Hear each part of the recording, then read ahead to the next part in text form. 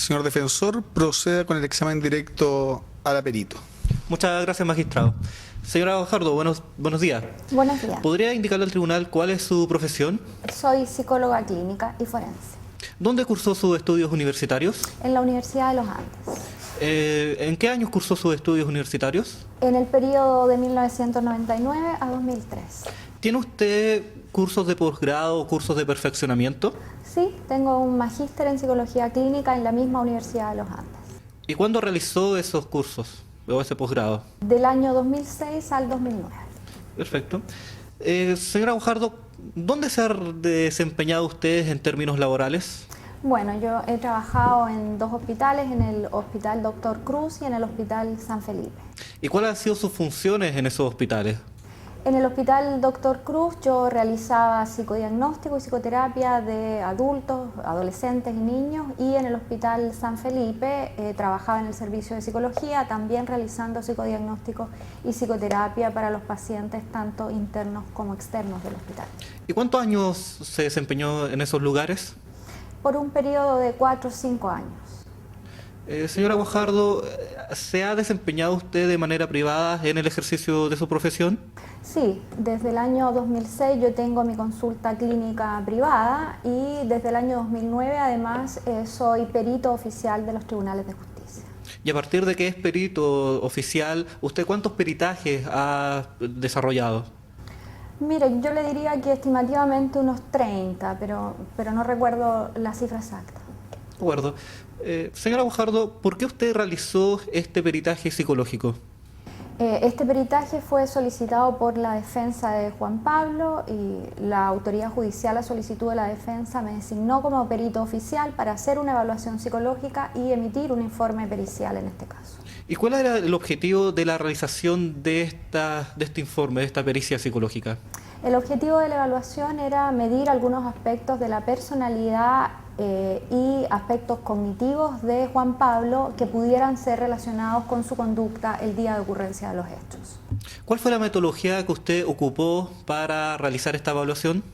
Para realizar la evaluación se utilizaron 2 entrevistas y una batería de test psicológicos compuesta por el test de relaciones objetales de Philipson, el inventario de personalidad de Minnesota y el test de inteligencia Weiss, entre otros instrumentos. ¿Y dónde usted realizó estas entrevistas y efectuó las evaluaciones? Las evaluaciones fueron realizadas en la cárcel de máxima seguridad, se realizaron los días 10, 11, 12 y 14 de junio del año 2010 por un periodo de 4 sesiones con una duración total de 12 horas. Señora Guajardo, ¿cuáles fueron las conclusiones de su informe? A partir del procedimiento utilizado, yo pude determinar que existió relación directa entre el consumo de alcohol y la conducta mostrada por Juan Pablo el día de los hechos. Según lo que se refiere, en esa oportunidad Juan Pablo se encontraba bajo los efectos de sustancias que alteran gravemente el ánimo, la lucidez y la conducta.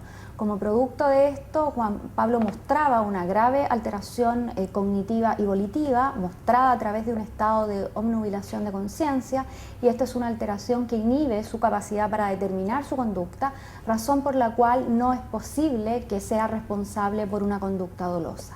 ¿A qué se refiere con nivel obnubilado de la conciencia? Me refiero a un nivel de alteración de conciencia grave donde hay compromiso de las funciones cognitivas y volitivas de Juan Pablo. Por ejemplo, en sus referencias acerca de los eventos, él da cuenta de que entró a un bar, pero no recuerda los elementos contextuales. Inmediatamente yo me doy cuenta que se está mostrando una alteración de memoria de tipo lagunar, que está directamente relacionada con el consumo, la ingesta alcohólica, y que es responsable de que él no recuerde estos eventos. A propósito del tema del alcohol, ¿cuál es la conducta de alcohol que presenta Juan Pablo? Bueno, Juan Pablo presenta una conducta de consumo de alcohol que ha disminuido. Él dice que ha disminuido durante estos últimos tiempos a propósito de una relación sentimental, pero es una conducta de ingesta alcohólica que se ubica alrededor de los 15 años. Las investigaciones muestran que cuando el consumo de alcohol comienza antes de los 18 años hay una alta probabilidad de que el sujeto se convierta en alcohólico cuando adulto. ¿Y usted qué pruebas aplicó para determinar la conducta alcohólica de Juan Pablo? Mire, yo apliqué 3 pruebas muy sencillas. Por ejemplo, el test de Cates es una prueba de autorreporte, una prueba que consiste en 4 ítems que son muy simples de responder. Los 3 primeros se refieren a la autopercepción o la sensación subjetiva del sujeto frente al consumo de alcohol, y el último se refiere a la misma sensación pero frente a la privación. Juan Pablo puntuó 2 en esta prueba, con lo cual él se ubica dentro de una conducta de riesgo. Eso significa que su conducta alcohólica debe ser vigilada y en este caso, más que de riesgo, nosotros podríamos decir que su conducta tuvo gravísimas consecuencias el día de los hechos. Y a propósito de eso, señora Guajardo, ¿cuál fue el consumo de alcohol que presentó Juan Pablo el día de los hechos? Mire, a mí me costó mucho que él hablara de este tema sobre el consumo de alcohol, porque esta es una situación que él la ha mantenido bajo secreto, ¿no es cierto? Finalmente yo conseguí transmitirle que era relevante para la evaluación poder conocer estas condiciones en las que habrían ocurrido los hechos. Él refiere que habría tomado 9 cervezas y 5 combinados de ron con Coca-Cola fuertes. Luego él recuerda que al salir del bar lo estaban esperando algunos jóvenes con los cuales tuvo un altercado en una discoteca. Posteriormente, ya en el auto, él confunde el acelerador con el freno, pierde el control del volante y atropella a una persona. Él refiere no recordar nada más de los eventos y toma conocimiento de la complejidad de la situación cuando es detenido por la policía un par de días después. ¿Y usted para qué quería tener toda esta información? Mire, esta información es muy relevante porque el objetivo de la evaluación era precisamente establecer la relación de la conducta de Juan Pablo con los hechos sucedidos ese día. Para yo poder establecer el estado en el que se encontraba él, necesitaba conocer de estos hechos, y de hecho el conocimiento que tuve en la evaluación es lo que me permite concluir que Juan Pablo se encontraba en un estado de conciencia de grave alteración de sus funciones cognitivas y volitivas que le impiden la determinación de su conducta, y en ese contexto él no es responsable de una conducta dolosa. Muchas gracias. No tengo más preguntas, magistrado. Señor fiscal, proceda con el contraexamen al aperito. Buenos días, señora Guajardo. Buenos días. Usted en su examen directo señaló que aplicó una batería de test, en este caso para realizar su evaluación, ¿no es verdad? Así es. Y que en general estos test están destinados a medir la personalidad o el coeficiente intelectual de una persona. Eso es correcto. En general, estos test lo que permiten es medir el estado mental de la persona que usted está evaluando en un día, en un momento determinado, ¿no es cierto? Así es. Que es el momento fundamentalmente en donde usted hizo aplicación de estos instrumentos y realizó la evaluación, ¿no es verdad? Sí, es verdad. Ahora, en este caso en concreto, usted realizó la evaluación y aplicó estos test aproximadamente 8 meses después de que habían ocurrido los hechos que se imputan, ¿no es cierto? Sí, así es. Y por tanto, siguiendo la lógica de lo que usted nos acaba de decir, estos instrumentos en general no están diseñados para medir lo que pensaba o no, o lo que podía haber hecho o no una persona hace 8 meses atrás, ¿no es cierto?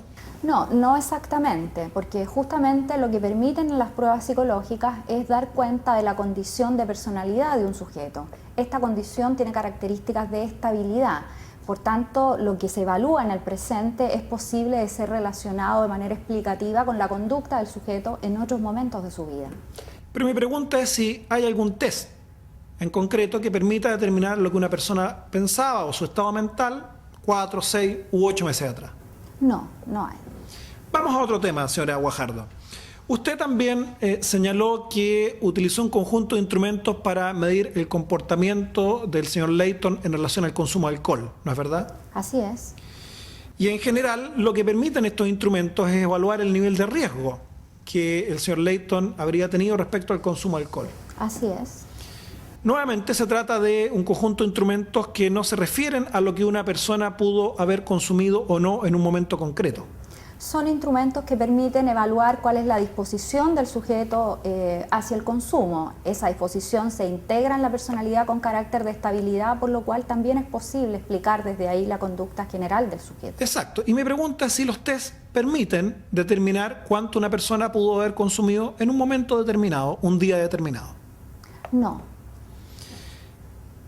Y de hecho, para poder realizar su peritaje, usted tuvo que recurrir a la carpeta investigativa, ¿no es verdad? así es. La carpeta fue proporcionada por el fiscal de la causa y es revisada de acuerdo a los estándares de este tipo de evaluación. Y en esa carpeta investigativa no existe ninguna alcoholemia que se haya practicado al señor Layton para medir el grado de alcohol que tenía el día en que ocurrieron los hechos, ¿no es verdad? No, no existe. Tampoco existe en esa carpeta ningún examen de sangre que se haya practicado el día que ocurrieron los hechos en donde se midiera el nivel de alcohol que tenía en su sangre, ¿no es verdad? No, no existía tampoco. Y usted tampoco, de hecho, practicó ningún test científico o médico destinado a medir cómo el señor Layton se comporta o reacciona frente al consumo de alcohol, ¿no es verdad? O sea, yo apliqué los test que están descritos en la metodología. Pero según usted nos dijo, estos test fundamentalmente tienen por objeto evaluar el nivel de riesgo frente al consumo de alcohol, ¿no es cierto? Así es. Porque usted no practicó ningún test que mida, déjeme decirlo así, la reacción fisiológica o la resistencia que tiene el señor Layton respecto al consumo concreto de alcohol, ¿no es verdad? No, no aplico ese tipo de test. Porque ese tipo de test suponen una formación distinta, ¿no es verdad? Supongo. Usted no es toxicóloga, ¿no es cierto? No, Tampoco es farmacóloga, ¿no es verdad? no, y yo no he dicho que lo sea y en ninguna parte de mi informe aparecen esos elementos. Y yo no afirmo que usted lo sea. Le pregunto si lo es simplemente. Tampoco es química, ¿no es verdad? No, tampoco. Ni tampoco es médico, permítame la redundancia. No, tampoco soy. Déjeme ahora ir a la entrevista que usted tuvo con el señor Layton. Usted en esa entrevista, lo sabemos porque ni lo mencionó en el examen directo, ni está mencionado en su informe, usted no sabe, ni él le informó acerca de la cantidad de alimentos que él había ingerido o consumido esa noche, ¿no es verdad? No, no sabía. Ni tampoco sabe o tiene información, por ejemplo, respecto de cuántas veces él fue al baño durante el transcurso de esa noche, ¿no es verdad? No, Ni tampoco sabemos con precisión a qué hora en concreto él comenzó a tomar alcohol esa noche y a qué hora en concreto específica él terminó de tomar alcohol esa noche, ¿no es verdad? no, no sé. Ni tampoco usted estaría en condiciones de decirnos hoy día cuál era la gradación alcohólica que tenían los distintos líquidos que él consumió esa noche, ¿no es verdad? No, yo solo sé lo que él me refirió respecto de lo que consumió. En consecuencia, su principal fuente de información respecto al consumo de alcohol que tuvo esa noche fue el propio Juan Pablo Layton en la entrevista que usted realizó con él, ¿no es verdad? Por supuesto. Y esta entrevista, usted nos dijo, fue realizada aproximadamente 8 meses después de que ocurrieron los hechos que hoy día se imputan. Así es. Y esto, además, en un contexto en el que usted señaló en su examen directo, el señor Layton, déjeme ver, aquí anoté textual, tenía una alteración grave de la memoria, usted afirmó. Tenía lagunas en su memoria, teniendo, cierto, también una percepción alterada de la realidad, de cómo ocurrieron los hechos, ¿no es verdad? Esas son las conclusiones de mi informe, así es. Y ahí es donde Juan Pablo le dice a usted que él esa noche consumió 9 cervezas y 5 combinados de ron con Coca-Cola. Así es. Déjeme avanzar a otro tema, señora Guajardo. Usted señaló que en sus estudios de pregrado estudió en la Universidad de los Andes y obtuvo la licenciatura de Psicología, ¿no es verdad? Así es. Esta se trata de una licenciatura de carácter general que no asigna especialidad, ¿no es verdad? Sí, así es. Y de hecho usted con posterioridad siguió estudios de posgrado en la misma Universidad de los Andes, en donde obtuvo un magíster en Psicología Clínica. Sí, eso es correcto. En consecuencia, sería justo afirmar que su especialidad desde el punto de vista de su formación formal es en Psicología Clínica, ¿no es verdad? Así es. Y de hecho usted en el examen directo nos dijo que a partir prácticamente desde que se licenció en Psicología, usted ha tenido una práctica profesional intensa, tanto en hospitales públicos como en clínicas privadas, ¿no es verdad? Así es. ¿No es cierto que esa práctica profesional ha sido centralmente en psicología clínica? En el área del psicodiagnóstico y la psicoterapia, sí. Por tanto, su experiencia profesional más vasta y principal es en psicología clínica. Podría decirse. No más preguntas, señor magistrado.